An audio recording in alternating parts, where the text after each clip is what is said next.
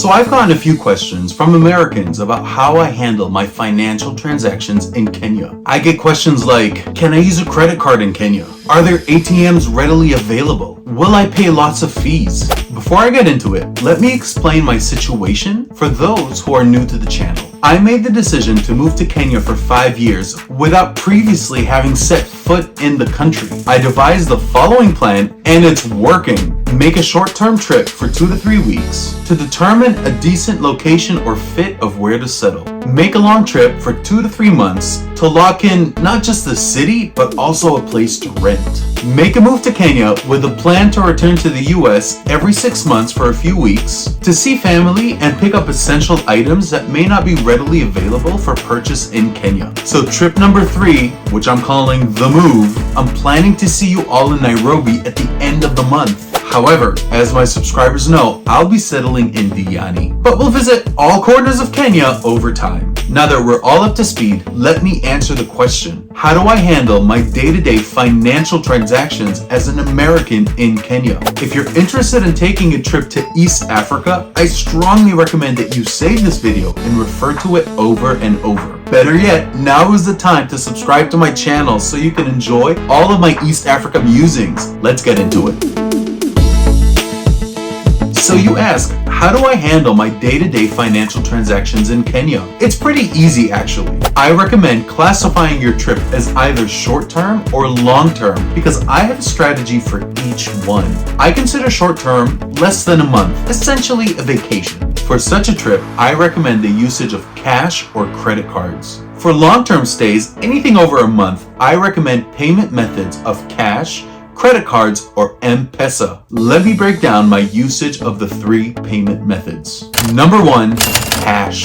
ATMs are very much in abundance in Kenya. While in Nairobi, Malindi, Mombasa, or Diani, there were no issues in finding an ATM for cash withdrawal. I recognize that many folks pick up foreign currency ahead of their international travel. I don't like being bothered with that approach because most places are modern enough. But if that works for you, then go for it. But do note that there are currency exchange booths at the airport to pick up a few shillings to get you from the airport to where you're staying. Keep in mind, you can always take an Uber using the app on your phone. Kenya is super modern when it comes to managing financial affairs. I take Ubers everywhere when in Nairobi. I used an Uber to escape this man. And yes, don't tie your debit card to Uber. You should tie it to your credit card instead. Also ensure that the credit card tied to your Uber app does not incur international transaction fees. They build up pretty quickly. I'll explain that point in detail when we get to the credit card section, but just know that it's my position that a person should only use a debit card if there's a need for physical cash. Here's an important point. Ensure that your US debit card does not incur international transaction fees when you're withdrawing cash from an ATM.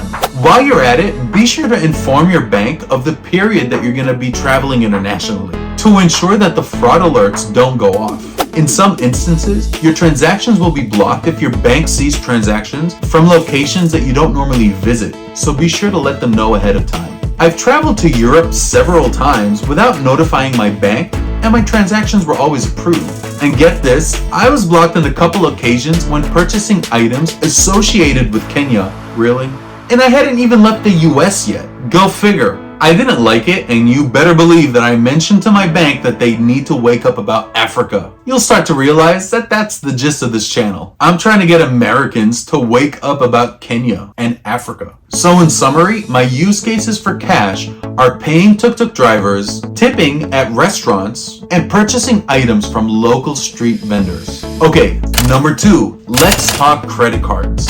My go-to payment method when I'm not tipping is a credit card. I'm a big fan of racking up credit card points whenever possible. So if you're doing any kind of travel, you should do the same thing. Here's a bold statement. Never use a debit card if you can use a credit card that earns you points. It's a no-brainer for me. Your debit card gives you nothing while you get perks with credit cards. However, the trick is never to carry a credit card balance. I repeat, never carry a credit card balance. Because if you do, you're gonna negate the credit card perks. because the interest paid on a credit card balance diminishes and in many cases completely negates any benefit from earning points. I hope it's clear why I use credit cards instead of cash or my debit card whenever possible. What credit cards should you take with you on international travel? I highly recommend taking a travel credit card.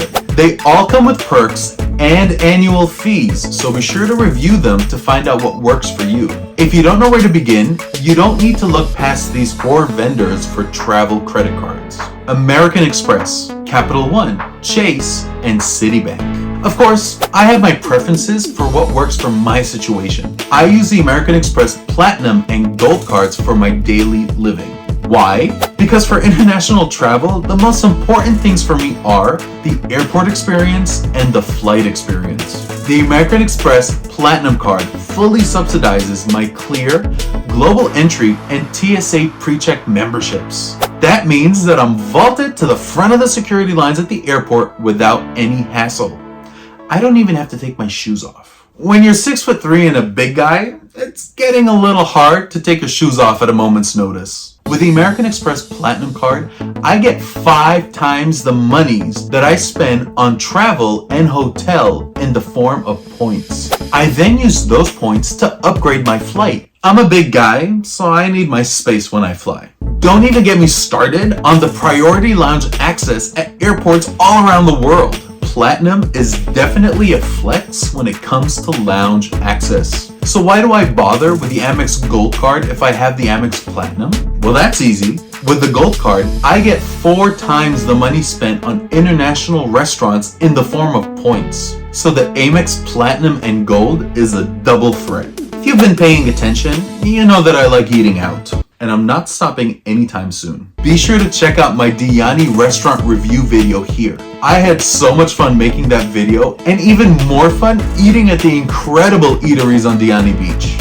One small caveat though, there are some rare occasions where merchants won't take the Amex card, but will take a MasterCard. So I recommend that you get another travel card either from Capital One, Chase, or Citibank. I happen to use the Citi Premier MasterCard as my backup travel card. It's not uncommon for merchants to charge an additional fee when presented with a credit card for payment. This happened to me when I booked my last safari trip. In those cases, I quickly pivoted to M-PESA as my form of payment.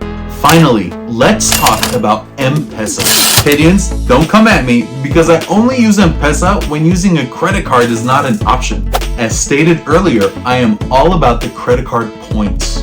Don't get me wrong, I think M-PESA is a super modern option for Kenyans. If you're embarking on a long-term stay, having an M-PESA account will prove to be extremely valuable.